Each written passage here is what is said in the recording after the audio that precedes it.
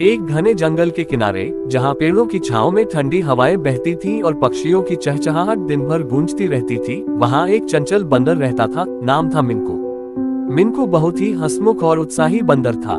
वह पेड़ों पर झूलता, फलों की तलाश करता और कभी कभी जंगल के बाहर लगे मेले में भी चुपके से पहुंच जाता।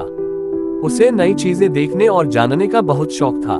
वहीं दूसरी ओर गांव के एक सुंदर मकान में रहती थी एक सफेद रेशमी बिल्ली, जिसका नाम था स्नोबेला।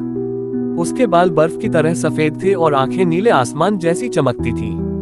वह शांत स्वभाव की थी, लेकिन अंदर से बहुत ही बुद्धिमान। एक बार मिनको मेले में गया, जहां उसने पहली बार रेलगाड़ी देखी, लंबी, सीटी मारती, धुएं उड़ाती, गड़गड़ाती लोहे की जंजीर जैसी।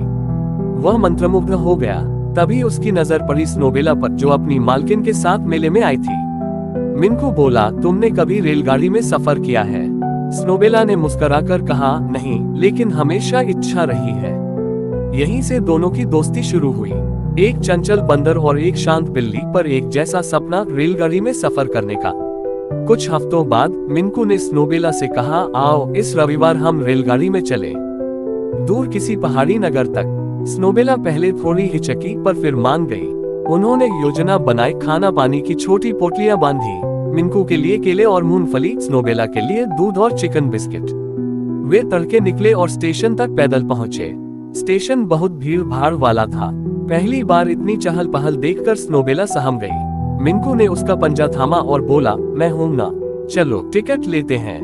बंदर और बिल्ली के लिए टिकट लेना आसान नहीं था, इसलिए मिनको ने एक चालाक योजना बनाई। इंसानों की तरह कपड़े पहनकर, बैग कंधे पर लटकाकर टिकट खिड़की पर गया।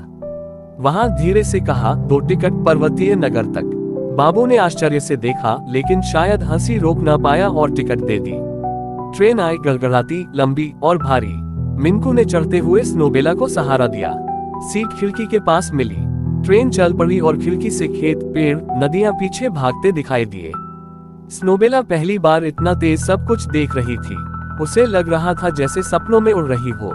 डिब्बे में लोग भी थे, एक बुजुर्ग दादी, एक कॉलेज की लड़की और एक फोटोग्राफर। सभी को यह अनोखी जोड़ी पसंद आई। बच्चे तो झूम उठे, मम्मी देखो, बंदर और बिल्ली साथ साथ। जब ट्रेन एक लंबी सुरंग में गई, सब अंधेरा हो गया। मिनको घबरा गया।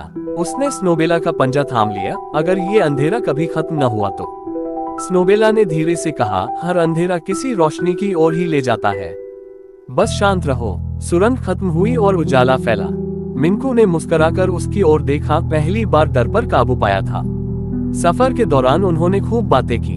बुजुर्ग दादी ने कहा, बेटा, जीवन भी रेलगाड़ी की तरह है, हर स्टेशन कुछ नया सिखाता है। कॉलेज लड़की ने कहा, डर के आगे ही असली मंजिल है।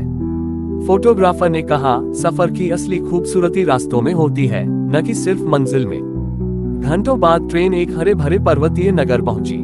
वहां ठंडी हवा, नीला झील और बर्फ से ढके पहाड़ थे। उन्होंने एक छोटी झोपड़ी किराए पर ली। अगले 2 दिन उन्होंने वहां बिताए। झील किनारे बैठे, बाजार में लकड़ी की बांसुरी और रंग बिरंगे स्कार्फ खरीदे और लोकल बच्चों के साथ पतंग उड़ाए।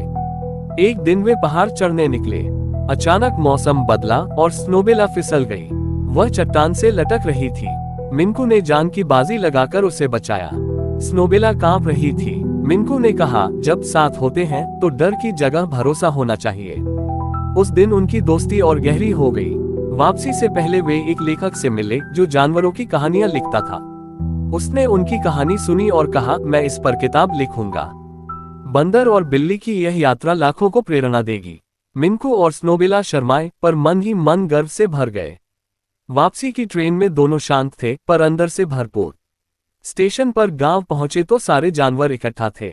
सभी ने तालियां बजाईं, हमारे 2 मुसाफिर लौट आए। अब मिनको और स्नोबेला सिर्फ दोस्त नहीं, गांव के प्रेरणा स्रोत बन गए थे। बच्चे उनके पास बैठकर रेल की कहानियां सुनते। एक शाम वे झील के किनारे बैठे थे। मिनको ने पूछा, क्या अगली बार फिर चलेंगे? स्नोबेला मुस्कुराई, जरूर, इस बार और दूर, और शायद किसी और को साथ लेकर।